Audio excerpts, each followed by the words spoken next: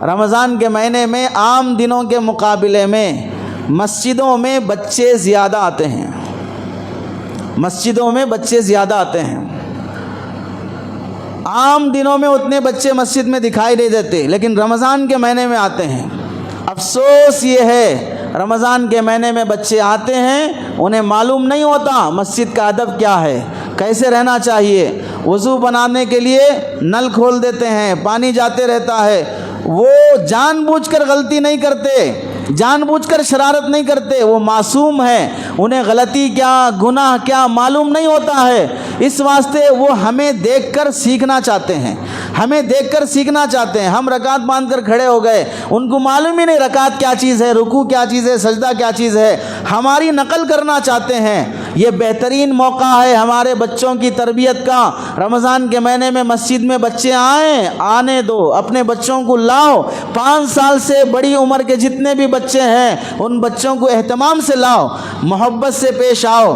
کوئی نمازی کسی بچے کے ساتھ بدتمیزی نہ کرے۔ نل کھول دیا، ڈانٹ رہے، اے نل بند کرو، تم پیچھے جاؤ، یہاں کھڑے ہو گئے، گریبان پکڑ کے کھینچ رہے۔ ایک آڈیو کسی بندے نے ڈالا، بچہ صف میں نماز میں سجدے میں ہے اور ایک بیل قسم کا انسان آ کر لات مار کر بچے کو ہٹا رہا ہے، پیر مار کر بچے کو سجدے کی حالت میں ہٹا کر خود نماز میں کھڑے ہو رہا ہے۔ میں نے وہ ویڈیو دیکھا تو من کرا اگر وہ بندہ مل جائے تو 4-5 جوتے اسے سڑک پر مارنا چاہیے۔ اتنی عقل نہیں ہے کہ بچہ معصوم ہے، تیرے سے پہلے آ کر صف میں وہ سجدے میں پڑا ہوا ہے اور تو بیل قسم کا بازار میں چرتا ہوا جانور اور اس بچے کو آ کر لات مار رہا ہے۔ ارے یہ بچے کل کے بڑے ہیں، کل کے جوان ہیں، ہمارے مرنے کے بعد یہی نمازی بننے والے ہیں۔ اگر ان بچوں کے ساتھ ایسا سلوک ہوا کہ مسجدوں سے نفرت پیدا ہو گئی، نمازیوں سے نفرت پیدا ہو گئی، یہ مسجدوں کو آنا چھوڑ کر کٹوں پہ بیٹھنا شروع کرے، چبوتروں پہ بیٹھنا شروع کرے اور یہ تھیٹروں پہ فلم ہالوں میں جا کے بیٹھنا شروع کریں، شراب کے اڈوں پہ بیٹھنا شروع کریں، تو کس کا باپ جا کے لائے گا ان بچوں کو وہاں پر؟ مائیں تڑپتی رہ جاتی ہیں کہ بچہ آوارہ ہو گیا، اسے کون سدھارے گا؟ ایک ماحول اور موسم ہے بچوں کے سدھرنے کا۔ بچہ کتنی بھی بڑی غلطی کر دے رمضان کے مہینے میں مسجد میں آ کر ہرگز اس کی توہین تذلیل نہیں کرنا، پیار سے سمجھاؤ۔ ماؤں کو بولو مسجد بھیجنے سے پہلے آداب سکھا کے بھیجو، خود ایسے ادب سے رہو مسجد میں کہ بچہ ہمیں دیکھ کر ادب سیکھ لے۔ ہم 40 سال 30 سال 50 سال کے ہو کے جانوروں کی طرح مسجدوں میں لڑ رہے ہیں، تو بچہ نہیں لڑے گا مسجد میں؟ کمیٹیوں کے جھگڑے، ان کے جھگڑے، ان کے جھگڑے، یہ ٹاپک تو اتنا لمبا ہے کہ اس پر بھی 1 گھنٹہ ہونا چاہیے۔ رمضان میں جھگڑوں کی ایک ٹاپک ہے، کون کون رمضان میں جھگڑے کرتے ہیں اور اس میں اتنی غلیظ حرکتیں ہوتی ہیں، اللہ کی پناہ۔ اب تو موضوع بدل جائے گا۔ جب ہم لڑتے ہیں رمضان کے مہینوں میں تو چھوٹے بچے لڑیں تو کیا ہوا؟ ہمارا لڑنا گناہ ہے، ان کا لڑنا گناہ نہیں ہے۔ وہ محبت میں لڑتے ہیں، 2 منٹ پہلے لڑے اس کے بعد مل لیتے ہیں۔ ہم اگر لڑتے ہیں تو جانوروں سے بدتر لڑتے ہیں، موت تک بھی دل صاف کرنے تیار نہیں ہوتے، ایک دوسرے کی غلطیاں دیکھتے ہی رہتے ہیں۔ ہم سے لاکھ درجے بہتر ہے ان بچوں کی لڑائی۔ اس واسطے بچے کچھ بھی حرکت کریں، اللہ کے نبی علیہ السلام مسجد نبوی میں نماز پڑھا رہے ہیں، بچے پیچھے کھڑے ہوئے ہیں، چھوٹا دودھ پیتا بچہ بھی لایا جاتا تھا نبی کے زمانے میں۔ عورتیں نماز پڑھنے کے لیے نبی کے زمانے میں آتی تھیں، نماز میں کھڑی ہیں، فجر کی نماز ہے، امام صاحب 40 آیتیں 60 آیتیں نماز میں پڑھنا ہے۔ بچے کی رونے کی آواز آئی پیچھے سے، سرکار دو عالم صلی اللہ علیہ وسلم نے 40 آیتیں جہاں پڑھنا ہے وہاں پر انا اعطیناک الکوثر 3 آیتیں پڑھ کے رکوع میں جا رہے ہیں۔ 3 آیتیں پڑھ کر نماز کے بعد فرماتے ہیں میرا من کر رہا تھا کہ میں لمبی قرات کروں، لیکن بچے کے رونے کی آواز آئی، وہ بچہ دودھ کے لیے رو رہا ہے، اس کی ماں بے چین ہوگی، اس واسطے میں نماز کو مختصر کر دیا۔